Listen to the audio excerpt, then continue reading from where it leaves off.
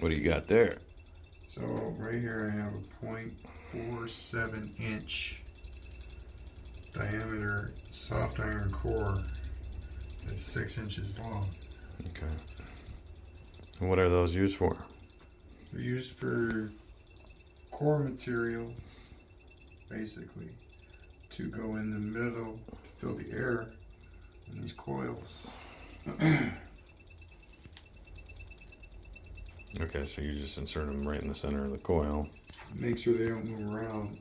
They are magnetic, so if you're running them against magnets, you gotta fix them in there.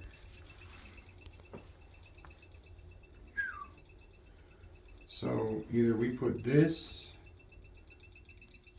in the rear end of this coil, or we replace that coil with this one that already has some magnetic material in here. That is the question. Stay tuned for the answer.